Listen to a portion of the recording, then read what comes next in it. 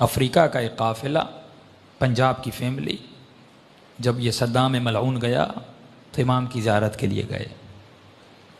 فرماتے ہیں checking posts بہت زیادہ تھی، قافلے کو بار بار روکا جاتا تھا، ان کی گاڑی کو چیکنگ ہوتی تھی۔ اس خاتون کا ایک 7 سال کا بیٹا تھا۔ پولیس والوں نے کہا آپ چیکنگ کروائیں، آپ کا بیٹا گاڑی میں سو رہا ہے، سوتا رہے۔ بیٹا سوتا رہا۔ یہ خاتون چیکنگ کروا کے واپس آئی، بیٹا سو رہا تھا۔ جا کر ان کی گاڑی نجف پہنچی۔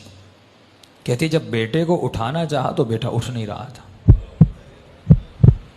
فوری ہاسپٹل لے گئے، ہارٹ بیٹ چیک کی، یہ بچہ مر چکا۔ اس کی ماں بہت روئی، ایک ہی بیٹا۔ جنازہ ہوا، نماز ہوئی، اس کو جا کر وادی السلام میں دفن کر دیا۔ اب گھر والوں نے اس کی ماں کو کہا بھائی چلو مولا علی کی زیارت کو، کم میں نہیں جاؤں گی، میرا بیٹا چھن گیا۔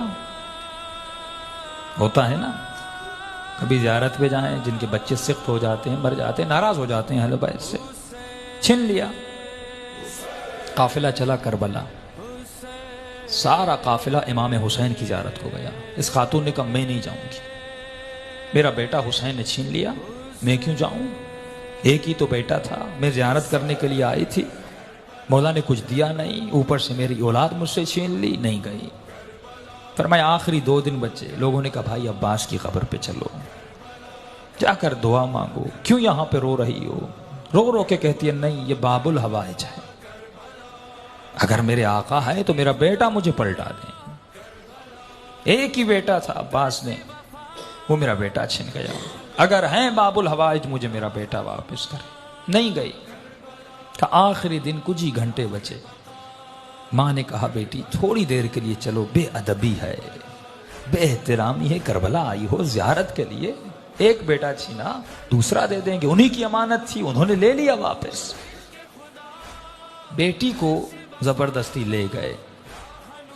یہ کہتی ہے جیسے میں عباس کی قبر کے کنارے پہ گئی، رو رہی تھی، مولا کی قبر کو دیکھ رہی تھی، اور دل ہی دل میں یا باب الحوائج یا باب الحوائج۔ کہتی ایک مرتبہ میں نے دیکھا ایک 7 سال کا بچہ اماں اماں کر کے دوڑتا ہوا آ رہا۔ کہتی میں پریشان ہو گئی، کہیں شدت غم کی وجہ سے کہ یہ کیفیت تو طاری نہیں ہو کہ اپنے بیٹے کو دیکھ رہی ہو۔ کہ نہیں، آ کے مجھے لپٹا۔ پھر میرے ساتھ جو خواتین تھی انہوں نے دیکھا، ہاتھوں کو چیک کیا، بالکل بیٹا سالم تھا، سب پریشان۔ بچہ رو رہا تھا۔ بچے سے پوچھنے کہ بھائی کہاں تھے، کہاں سے آ رہے ہو؟ کہا میں گاڑی میں سو رہا تھا، جب آنکھ کھلی تو میں نے خود کو لوگوں کی بھیڑ میں پایا، میں رو رو کے اماں اماں کر کے رو رہا تھا۔ چھوٹا سا بچہ، 7 سال کا معصوم بچہ۔ کہتے روتے روتے میں نے دور سے دیکھا ایک گھوڑے سوار ہے، اس کے ساتھ ایک جوان ہے، وہ دونوں آ رہے ہیں۔ مجھ سے پوچھا بیٹے کس کی تلاش میں ہو؟ کہا میری اماں گم ہو گئی۔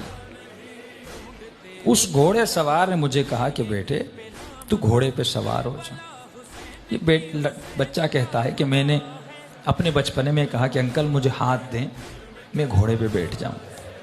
کہا گھوڑے سوار نے کہا میرے ہاتھ نہیں ہیں، میرے ہاتھ کٹے ہوئے ہیں۔ اس جوان کو کہا کہ اسے گھوڑے پہ بیٹھا۔ کہتے اماں میں گھوڑے پر بیٹھا،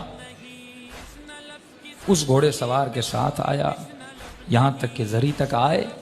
اس نے مجھے کہا بیٹے یہیں پہ کھڑے ہو جاؤ، تمہاری اماں تجھے مل جائے گی، جب اماں تمہاری تمہیں ملے تو میرا ایک پیغام دے دینا۔ کہ کون سا پیغام؟ کہ اپنی اماں کو کہنا کہ ہم سے ناراض مت ہوا کریں۔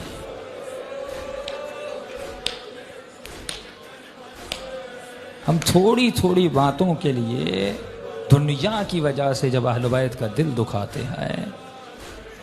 یہ معجزہ وادی السلام میں سب تھا۔